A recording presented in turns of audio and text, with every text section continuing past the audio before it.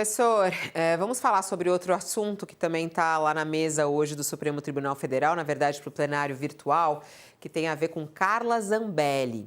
E aí, não é o caso de ter invadido, né, o site lá do Conselho Nacional de Justiça, né, mas o fato de ela ter feito e promovido essa cena aí, na véspera das eleições, de ter perseguido um homem com uma arma.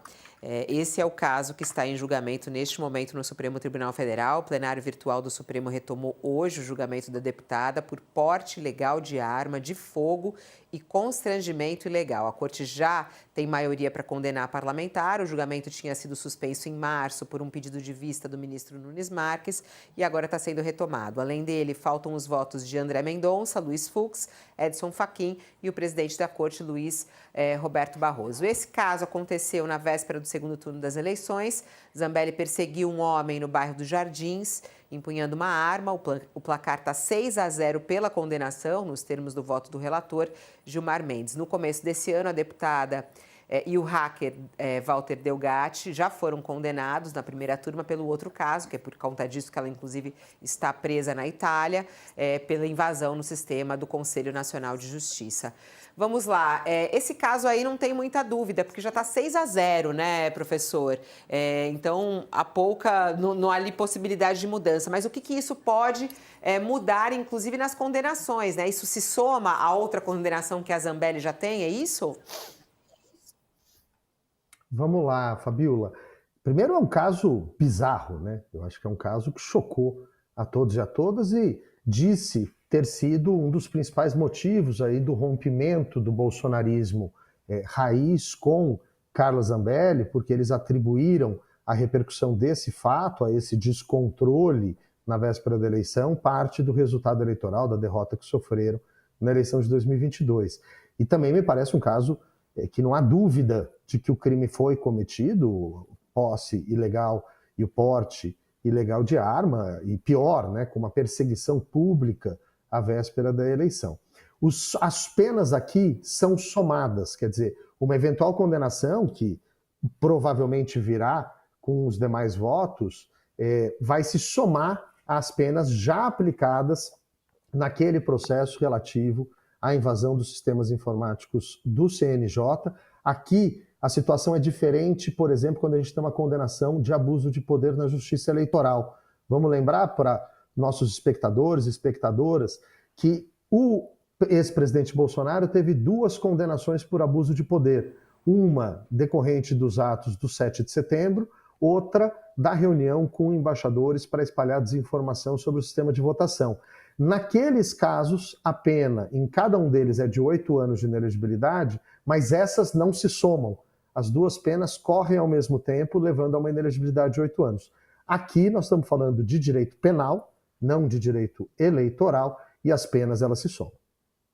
Professor, obrigada por você estar conosco no nosso News aqui. Gosto muito da sua participação, sempre muito clara, objetiva. A gente vai tendo aulas aqui com juristas. Ontem, inclusive, encontrei a colega sua, a professora Heloísa, lá na Fundação Getúlio Vargas, e falei: é impressionante, hoje não dá mais para fazer um All News sem um jurista. Todo dia a gente sai à caça de um.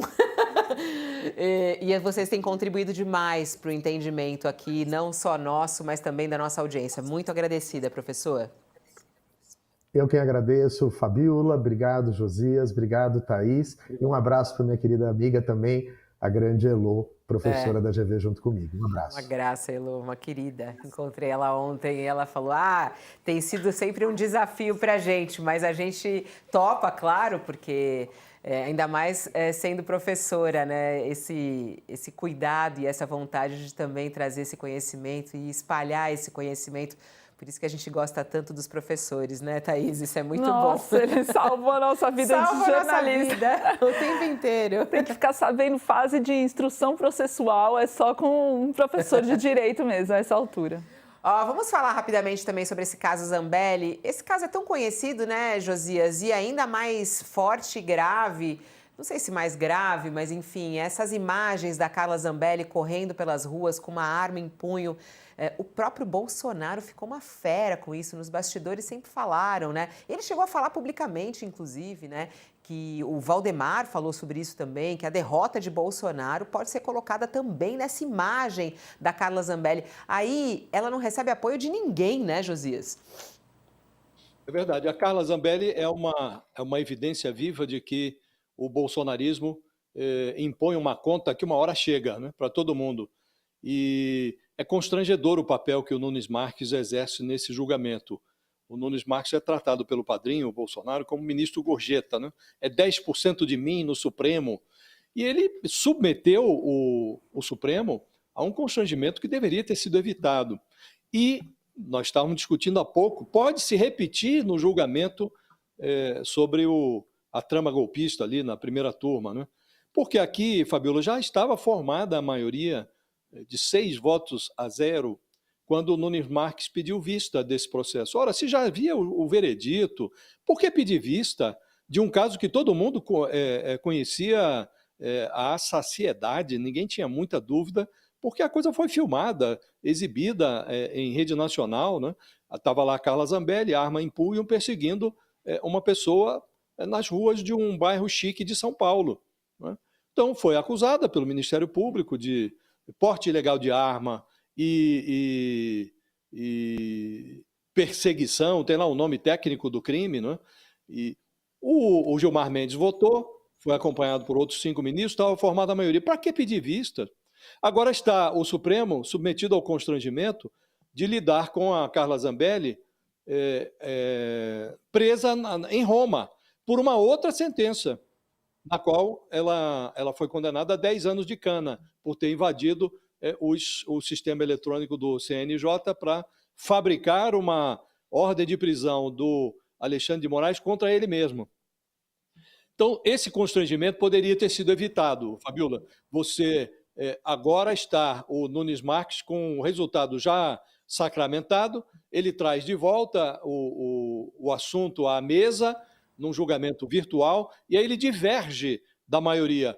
Não era melhor que tivesse divergido lá na hora, né? Aparentemente está tentando prestar um favor que se tornou impossível no caso da Carla Zambelli. Primeiro que ela já está em cana, aguardando lá a análise de um pedido de extradição em Roma, e segundo porque o resultado neste segundo processo já estava sacramentado, né?